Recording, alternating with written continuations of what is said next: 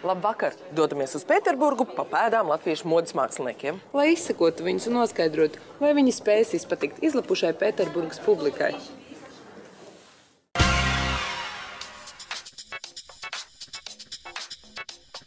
Kad Krāšņajā upē Ņevā tiek pludināts ledus, Stils bez tabū dodas lūkot, ko ikgadējai Pēterburgas modes skatei defilē na Ņivē sarūpējuši Latvijas dizaineri. Modes aizkulisku pārzinātāji neskopojas ar atzinīgiem vārdiem par Latvijas modi. Это другой взгляд на жизнь, это другое мировоззрение, это другая одежда, это другие чувства, это другие эмоции, это все другое. А все, что другое, все интересно. Латвия в последнее время, вообще, видимо, и изначально, просто мы об этом не знали, имела дизайнеров с очень хорошим вкусом, фантазией, и мы всегда обсуждаем показы латвийских дизайнеров между собой, даже здесь, в России. Ar ovācijām uz Pēterburgas modes mēles tika sagaidīta modes mākslinieces Līgas Bangas konceptuālā kolekcija. Līga zina, kas vajadzīgs Pēterburgas ļaudīm. Viņi ir atvērtāki pret to modu, viņi mūs vairāk gaida un grib vilkt un pirkt un tā tālāk. Ideāls konstrukcijas, kostīmu filmu šarms un perfekta rotu saskaņa bija vērojama avantgarda kolekcijā Black Label. Mēs par pamatu paņēmām sieviešu vintāžu apakšveļu, kur tad interpretējām gan sieviešu apģērbiem, gan vīriešu apģērbiem, plus vēl pielikām sportisko stilu klāt. Braurīgu sievišķību un plandošu romantiku uzbūra jaunā dizainera Šahurina, kurai ir ambiciozi plāni. Для меня самое важное, чтобы люди носили и покупали. Мне кажется, что одежда должна жить. Pēterburgas publikai viedoklis par latviešu skatēm gan ir dažāds. Смешанные чувства. Что-то понравилось, что-то не очень. Мне всегда нравятся более оптимистичные вещи. Очень необычно, особенно вот где манекены на моделях. Такого не было. Mēs gan novērojām, ka latviešu dizaineri spēja radīt spēcīgas kolekcijas, taču preses konferencēs ir bikli un kautrīgi. Jācer, ka uzņēmīgākie sarosīsies un prasīs ne tikai radīt, bet arī labi pārdot savus darinājumus. Viesojoties Pēterburgā, nolēmām inspicēt vietējos krogus. Izrādās aizvadītā gada labākajā restorānā Šivere Itāļi. Sanktpēterburgas plašajam restorānu klāstam itāļu restorāns piepulcējās tik pagājušajā gadā un nekavējoties ieguva prestižo restorānu balvu Lauru Lapa. Viesojoties pie restorāna saimniekiem, uzzinājām tā labās slavas avotu. Много в Петербурге итальянских ресторанов, но мы одни в том, что у нас принципиально требования к продуктам. У нас нету замороженных продуктов вообще.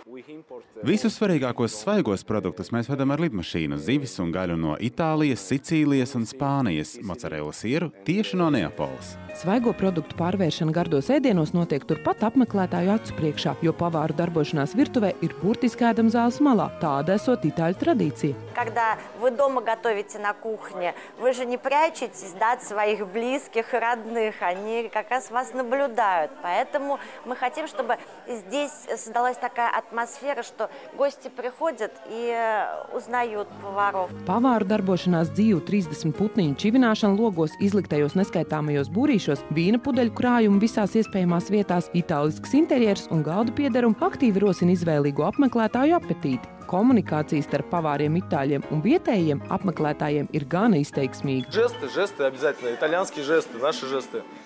Pārliecinājāmies, Pēterburgā restorāni ir efektīgi, lai arī maltīts ir par ļoti augstu maksu, bet par apmeklētāju trūkumu sūdzēties šeit nevar neviens. Vēderpriekus krīze neskar. No Pēterburgas dodamies uz Baldoni pie Oskara, lai no viņa mācītos, kā uzņemt visuma enerģiju. Oskars Paupers ir piedzīvojis ķermeņa transformācijas, kas notiekot tik pēc 7 gadiem. Šobrīd astronoms un visuma neredzamās daļas pētnieks atrodas savā pēdējā 7 gadē, pēc kuras atkal sekošot pārēj. Tiek paaugstināta visa organisma frekvences, un pēc tam apziņa pārveidojas, un tu vispār pārēj citā realitātē. Ar citām pilnīgi iespējām. Satiekam Oskaru viņa bijušajā darba vietā observatorijā Baldonē. Viņa prāt eksistē neredzamā pasaule ar tās enerģijām, aurām un personāžiem. Reāli esot arī paša Oskara agrākā saikne ar kosmisko saprātu. Es uzskatu, eksistē kosmiskais saprāts. Savā laikā 92. gadā šis kosmiskais saprāts iznāca ar mani kontaktā, un man tika demonstrēti šādi tādi fenomeni. Oskars redzējis cauri kokiem un secinājis, ka pasaule ir tikai ilūzija. Viņš pārticis tikai no šķidrās barības. Pēkšņi man uznāk gribas kļūt drusku tievākam. Tagad tas apsessu drusciņ tā paši pārtiks. Es sāku lietot tikai šķidro pārtiku. Ļoti daudz enerģijas bija, skraidīja. Un tad man bija 68 kilogrami, tagad man 90 kaut kur 1 laikam kilograms. Un ir cilvēki, kas ir pārgājuši vispār lūk ar barošanos no kosmiskām enerģijām. Kosmiskā saprātu diētu Oskars pārtrauc. Šobrīd lieto to, ko organisms prasa. Par suvi veselīgi un pavasarī tas ir viens no tām, vai ne, kas noteikti daudz labākas nekā veikalu sulas.